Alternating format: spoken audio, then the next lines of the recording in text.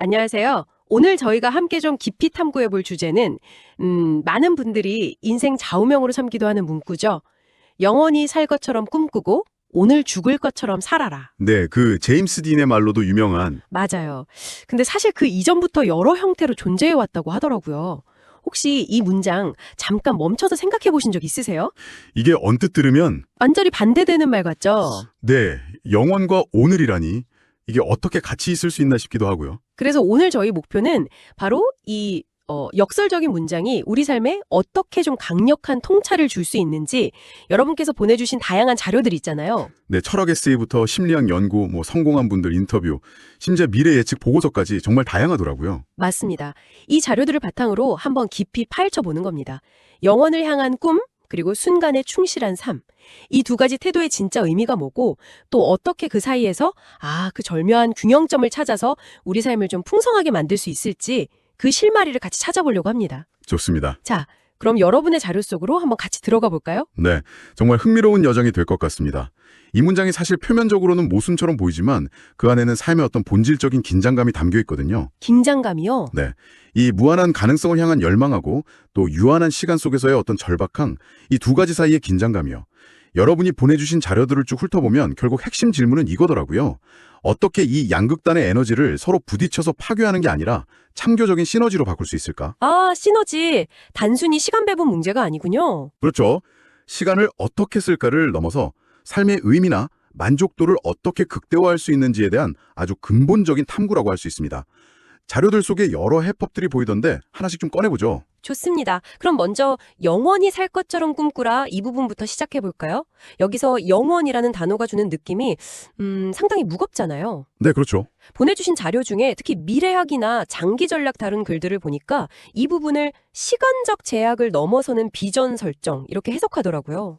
시간 제약을 넘어서는 네. 그러니까 단순히 오래 살 거야 이런 낙관론이라기보다는 뭐 실패나 단기적인 어려움 같은 거에 너무 얽매이지 않고 아주 큰 그림을 그리는 태도, 때로는 뭐 세대를 넘어서는 목표까지도 상상해보는 그런 거요. 정확합니다. 그게 바로 장기적인 비전, 그러니까 우리를 이끌어주는 북극성을 갖는 것의 중요성을 말하는 거죠.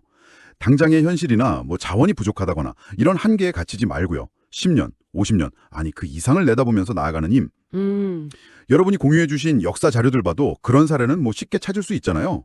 예를 들어 수백 년 걸려서 지은 대성당이라든지 아니면 수십 년이 걸린 과학적인 발견 같은 것들. 맞아요. 그런 것들. 네, 그런 것들은 당장 눈앞의 성과만 봤다면 아예 시작도 못했을 거예요. 영원히 살 것처럼 꿈꾼다는 건 바로 그런 어떤 대담한 상상력 그리고 인내심을 가능하게 하는 마음가짐이라고 할 수 있습니다. 자료 중에 어떤 기술기업 창업가 인터뷰가 기억에 남는데요. 그분이 인류를 화성에 보내겠다, 뭐 이런 꿈을 얘기하면서 그게 단순히 기술 목표가 아니라 인류의 영속성, 그러니까 그 이터니티에 대한 고민에서 시작됐다고 하더라고요. 와, 영속성, 스케일이 다르네요. 네, 실패 가능성이 엄청 높은데도 불구하고요. 이런 게 딱 영원히 살 것처럼 꿈꾸는 태도의 한 예시가 될 수 있겠다 싶었어요. 근데 또 다른 한편으로는 어떤 심리학 연구 자료에서는 너무 크고 비현실적인 꿈은 오히려 현재 삶을 좀 무기력하게 만들 수도 있다. 이런 경고도 있더라고요. 이건 어떻게 봐야 할까요? 그거 정말 중요한 지적입니다. 그래서 진정성이라는 키워드가 여기서 중요하게 등장해요. 진정성이요. 네, 여러분이 보내주신 여러 철학 에세이나 자기 성찰 가이드 같은 자료들에서도 공통적으로 강조하는 부분인데요. 꿈의 크기 자체가 중요한 게 아니라 그 꿈이 나의 가치관하고 얼마나 깊이 연결되어 있느냐, 즉 얼마나 나다운 꿈이냐가 중요하다는 거죠. 아하. 진정성 있는 꿈은 그냥 허황된 망상이랑은 달라요. 그건 우리 일상에 자연스럽게 스며들어서 삶의 방향을 딱 제시해주고 또 어려운 순간에도 우리를 다시 일으켜 세우는 어떤 내면의 동력이 되거든요. 내면의 동력? 그리고 영혼을 생각하면서 꾸는 꿈은 자연스럽게 윤리적인 차원으로까지 넓어지게 됩니다. 보내주신 자료 중에 한 윤리학자 글에 이런 질문이 있더라고요. 내가 세상을 떠난 뒤에도 나의 선택과 행동이 긍정적인 메아리로 남을 수 있을까? 와, 깊은 질문이네요. 그렇죠. 이런 장기적인 관점은 우리가 단기적인 이익이나 유혹 앞에서 좀 더 신중하고 책임감 있게 행동하도록 만들어줘요. 어떻게 보면 영혼이라는 건 우리의 이기심을 비추는 거울이 되기도 하고 더 나은 선택을 위한 나침반 역할도 하는 셈이죠. 영혼을 생각한다는 게 단순히 시간의 길이를 넘어서 가치의 영속성까지 생각하게 만드는 거군요. 흥미롭네요. 자, 그럼 이제 동전의 반대면으로 가볼까요? 오늘 죽을 것처럼 살아라. 이쪽은 훨씬 더 뭔가 긴박하고 강렬한 느낌인데요. 네, 확 다가오죠. 이건 삶의 유한성을 딱 정면으로 마주하고 바로 지금 이 순간에 온전히 집중하라는 그런 메시지로 읽혀요. 여러분이 보내주신 자료 중에서도 특히 그 마음챙김, 마인드풀니스나 실존주의 철학 다룬 내용에서 이 부분을 많이 강조하더라고요. 네, 맞아요. 오늘 죽을 것처럼이라는 말은 진짜 우리를 잠에서 확 깨우는 강력한 알람 같아요. 알람이요? 죽음이라는 게 피할 수 없는 종착역이잖아요. 그걸 딱 인식하는 순간 삶의 풍경이 완전히 달라 보이기 시작하는 거죠. 뭐 사소한 걱정거리나 남들 시선, 미래에 대한 막연한 불안감 같은 것들은 좀 희미해지고요. 정말로 중요한 것들이 확 선명하게 드러나요. 스티브 잡스 스탠포드 연설 얘기는 뭐 많은 분들이 아실 텐데. 그렇죠. 워낙 유명하니까요. 네. 근데 보내주신 자료 중에 말기 환자들을 돌보는 호스피스 병동 간호사분들 인터뷰 기록도 있었어요. 근데 거기서 정말 반복적으로 나오는 얘기가 바로 하지 못한 일에 대한 후회더라고요. 아, 후회. 네.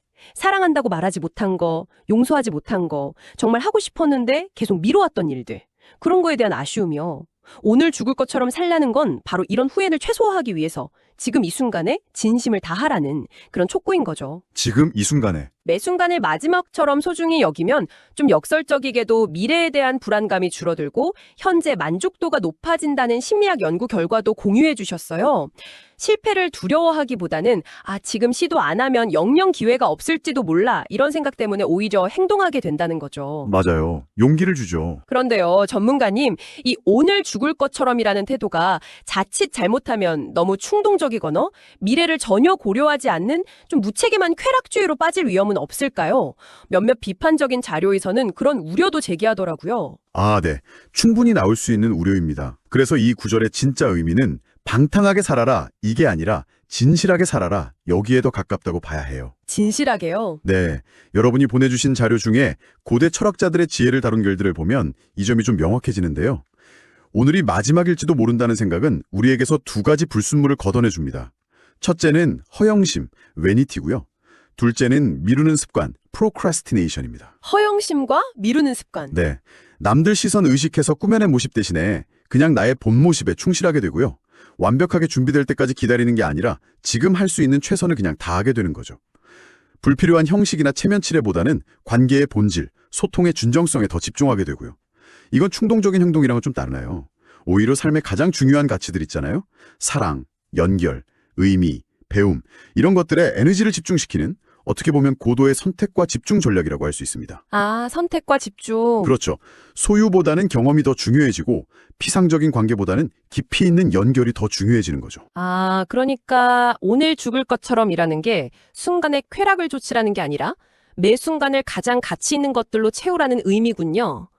허영심과 미루는 습관을 걷어내고 본질에 집중하라는 메시지네요. 이야. 네, 바로 그겁니다. 자, 그럼 이제 가장 흥미로운 지점인데요. 이 영원히 꿈꾸는 장기적인 비전하고 오늘에 충실한 현재 집중. 이 둘을 어떻게 조화시킬 수 있을까요? 여러분이 보내주신 자료들에서는 이 둘이 모순이 아니라 서로를 완성시키는 필수적인 요소라고 하더라고요. 한 자기계발서에서는 이걸 비전을 가진 현재주의, visionary presentism, 뭐 이런 용어로 표현하기도 했고요. 맞습니다.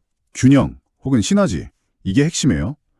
보내주신 자료들을 쭉 종합해보면 이 둘의 관계는 마치 자동차의 엔진과 핸들 같다고 비유할 수 있을 것 같아요. 엔진과 핸들이요? 네. 영원히 꿈꾸는 것은 우리가 나아갈 방향, 즉 목적지를 설정하는 핸들과 같아요. 이 방향이 없으면 아무리 열심히 달려도, 그러니까 오늘을 살아도 엉뚱한 곳으로 가거나 그냥 제자리를 맴돌게 되겠죠. 그쵸. 방향이 없으면. 반대로 오늘 죽을 것처럼 사는 것은 그 목적지를 향해서 나아가는 강력한 엔진, 즉 추진력의 셈입니다. 아무리 멋진 목적지가 있어도 엔진이 꺼져 있거나 힘이 약하면 그곳에 도달할 수가 없잖아요. 와, 비유가 확 와닿네요. 장기 비전 곱하기 현재 몰입은 성공적인 삶, 뭐 이런 공식처럼 생각해 볼 수도 있겠는데요. 자료 중에 하나가 제시한 메일의 질문이 되게 인상 깊었어요. 어떤 질문이었죠? 오늘 내가 한 행동들이 내가 꿈꾸는 미래의 나를 만드는데 기여했는가? 그리고 나는 오늘 이 순간에 얼마나 충실히 존재했는가? 이 두 가지 질문을 매일 던져보는 것만으로도 균형을 잡는 데 좀 도움이 될 것 같더라고요. 좋은 질문들이네요, 정말. 그런데 현실적으로 이 둘이 좀 충돌하는 경우도 있지 않을까요? 예를 들면 장기적인 꿈, 뭐 의사가 되는 것, 이걸 위해서는 당장의 즐거움, 뭐 친구들이랑 매일 노는 거, 이런 걸 상당 부분 포기해야 하잖아요. 보내주신 자료 중에도 이런 딜레마 상황에 대한 고민이 담긴 글들이 좀 있었거든요. 물론이죠. 그런 갈등은 필연적입니다. 여기서 중요한 게 바로 의미와 작은 습관이에요. 의미와 작은 습관? 네. 거대한 꿈을 이루기 위해서 오늘 뭔가 희생해야 할 때 그 희생을 견디게 하는 힘은 바로 그 꿈이 나에게 주는 의미예요. 왜 이 꿈을 꾸는지, 이 꿈이 나 자신과 세상에 어떤 가치를 더하는지에 대한 깊은 이해가 있다면 오늘의 어려움은 그냥 고통이 아니라 의미 있는 투자처럼 느껴지게 되거든요. 아, 의미 있는 투자. 그리고 그 거대한 꿈을 오늘의 현실로 가져오는 가장 효과적인 방법이 바로 측정 가능한 작은 습관입니다. 여러분이 공유해 주신 행동경제학이나 뇌과학 관련 자료들에서도 이 점을 공통적으로 강조하고요. 측정 가능한 작은 습관. 네. 예를 들어 위대한 소설가가 되겠다는 영혼의 꿈은 오늘 하루 30분 글쓰기 혹은 매일 아이디어 노트 1페이지 채우기 같은 오늘의 습관으로 구체화되어야 한다는 거죠.